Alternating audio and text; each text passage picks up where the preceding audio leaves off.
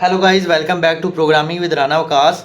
Last video tutorial के अंदर आपने देखा था कुलयन क्या होती है हैश टेबल के अंदर, हैशिंग के अंदर, और इसी के साथ आपने देखा था कि इसके कुलयन के सलूशन क्या हैं, इसको कैसे कुलयन को ख़त्म किया जा सकता है। तो हमने लीनियर प्रोबिंग देखा था, क्वाड्रेटिक प्रोबिंग देखा था। अगर आपने वो वीडियो नहीं देखी तो आप नीचे डिस्क्रिप्शन में दिए हुए लिंक पर जाके ये वीडियो वॉच कर सकते हैं। उसके बाद अगर आप ये अब जो सलूशन बताने लगा हूँ इसको देखेंगे तो आपको ज़्यादा अच्छे से समझ आएगा।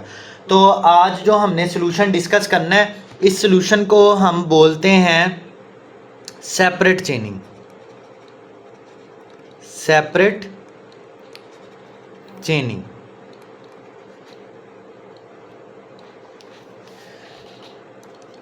अब एक्चुअल में ये सलूशन है क्या, यहाँ पे मैं डाटा लिख लेता हूँ जो डाटा हमने लास्ट टाइम लीनियर प्रोबिंग के लिए यूज़ किया था और क्वाड्रेटिक प्रोबिंग के लिए 24, 25, 20, 30 है और 21 था और 27 था। अब सेपरेट चेनिंग ये कहती है कि आपने एक नोड की क्लास बनानी है। उस नोड के अंदर दो चीज़ें होनी चाहिए, एक तो डाटा वाला पार्ट होना चाहिए और एक आपके पास नेक्स्ट का पॉइंटर होना चाहिए। अब ये नेक्स्ट का पॉइंटर नोड टाइप का ही होना चाहिए। अब जब आपने नोड की वो कहते हैं क्लास बना ली है, तो आपने जब हैश मैप की या हैश टेबल की अरे बनानी है ना, तो ये सपोज मैंने ये अरे बनाई है, ये ARR। तो सेपरेट चेनिंग कहती है कि आपने इसके 0, 1, 2, 3, 4 और 5 इन सब इंडेक्स के ऊपर आपने रखवा लेना है नोड टाइप का पॉइंटर और उसको नल पे पॉइंट करवा देना। तो यहाँ पे भी एक पॉइंटर पड़ा होगा, यहाँ पे भी एक पॉइंटर पड़ा होगा, इधर भी एक पॉइंटर पड़ा होगा, इधर भी और यहाँ पर भी। इन सब के ऊपर पॉइंटर पड़े हैं और सारे पॉइंटर किसको पॉइंट कर रहे हैं? सारे पॉइंटर नल को पॉइंट कर रहे हैं। अब आपके पास जो साइज़ था वो था टोटल 6। अब आप निकालना शुरू करें यहाँ से 24 का। आप जब कैलकुलेट करेंगे, मोड लेंगे किसके साथ? 5 के साथ, तो ये आपके पास की निकलेगी 4, बल्कि आपके पास ये 6 है ना इसका इंडेक्स, तो 6 के केस में आपके पास क्या निकलेगी? इसकी 24 का इंडेक्स क्या निकलेगा? 24 का इंडेक्स निकलेगा 0।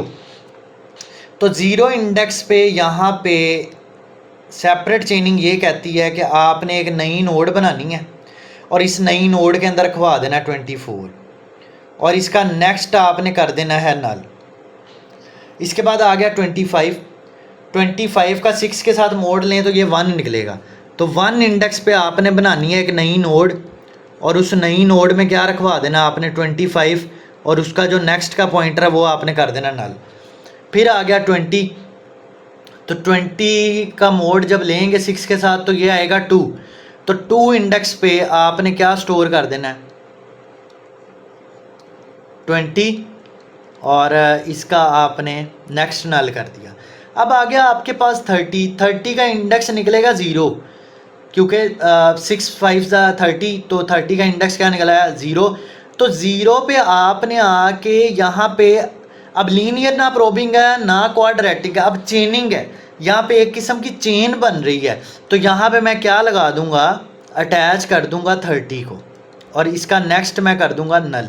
उसके बाद आया 21, तो 21 का इंडेक्स आएगा 3 इंडेक्स पे मैं किसको स्टोर कर दूंगा? 21 को, और इसका नेक्स्ट पॉइंट कर रहा होगा यहाँ पे नल के ऊपर। इसी तरह 27 का मोड क्या आएगा? 27 का मोड लें 6 के साथ तो ये 3 ही आएगा।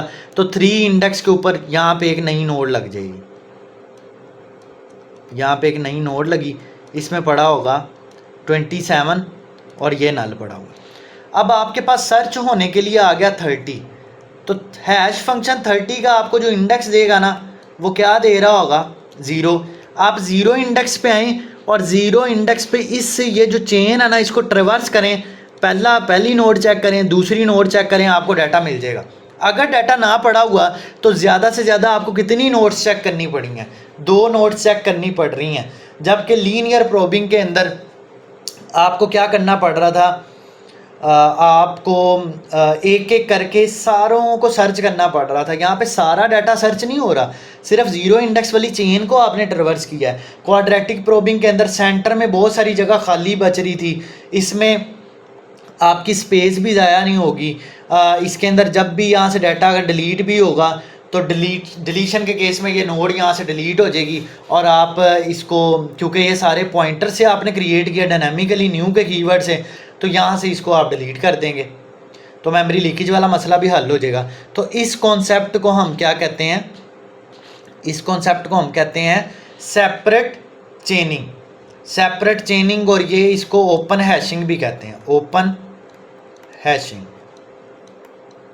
ओपन हैशिंग यूज़ करके हम डाटा असल में यहाँ पे इसके अंदर स्टोर करवा रहे हैं। तो जो हैश्ड फंक्शन हमने बनाया था वो असल में क्या काम कर रहा था, ओपन हैशिंग, वो हमें हैश इंडेक्स निकाल के दे रहा था और हम उस इंडेक्स पे जाके वैल्यूज़ को स्टोर कर रहे थे।